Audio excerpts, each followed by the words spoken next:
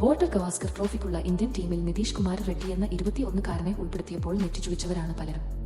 ഐപിഎല്ലിലും ബംഗ്ലാദേശിനെതിരായ T20 പരമ്പരയിലും മാത്രം മികവ് കാട്ടിയതിന്റെ പേരിൽ ഓസ്ട്രേലിയക്കെതിരായ നിർണായക പരമ്പരയിൽ നിതീഷിനെ ഉൾപ്പെടുത്തിയപ്പോൾ സംശയിച്ചവർക്കുള്ള മറുപടിയാണ് യുവതാരം കന്നി ടെസ്റ്റ് സെഞ്ചുറിയിലൂടെ ഇന്ന് മെൽബണിൽ നൽകിയത്.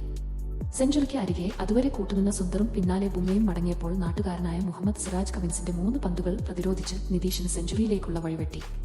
ഓസ്ട്രേലിയയുടെ ഒന്നാം ഇന്നിംഗ്സ് സ്കോറായ 474 മറുപടിയായി 221 എന്ന സ്കോറിൽ ഫോളോ ഓൺ ഭീഷണിയിലായ ഇന്ത്യയെ 8-ാമനായി ക്രീസിലെത്തിയ നിതീഷ് കുമാറും 9-ാമനായി ക്രീസിലെത്തിയ വാഷിംഗ്ടണ് സുന്ദറും ചേർന്ന് സെഞ്ചുറി കൂട്ടുകെട്ടുവെത്തി കരകയറ്റിയെന്നത് മാത്രമല്ല, ഇന്ത്യയെ പരാജയ മുനമ്പിൽ നിന്നുകൂടി പിടിച്ചുമാറ്റി വൻ നാടകീയതയോടെയായിരുന്നു നിതീഷിന്റെ കന്നി സെഞ്ചുറി.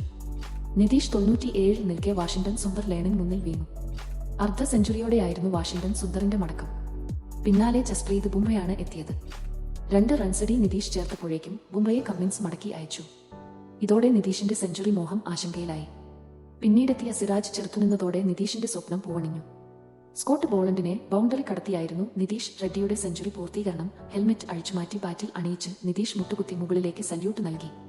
മെൽബൺ ക്രിക്കറ്റ് ഗ്രൗണ്ടിലെത്തിയ 80,000-ഓളം വരുന്ന ജനക്കൂട്ടം കണ്ണീരോടെ എഴുന്നേറ്റ് നിതീഷ് റെഡ്ഡിക്കൊപ്പം ചേർന്നു. മകൻ ചരിത്രം കുറിക്കുന്നതിന് നിതീഷിന്റെ പിതാവും കണ്ണീരോടെ കാലറിയിൽ സാക്ഷ്യം വഹിച്ചു. നേരത്തെ തെലുങ്ക് ചിത്രം പുഷ്പയിലെ സ്റ്റൈലായിരുന്നു നിതീഷ് അർദ്ധ സെഞ്ചുറി ആഘോഷിച്ചത്. രാജ്യാന്തര ക്രിക്കറ്റിൽ ആന്ധ്ര താരത്തിന്റെ കന്നി അർദ്ധ സെഞ്ചുറി കൂടിയായിരുന്നു.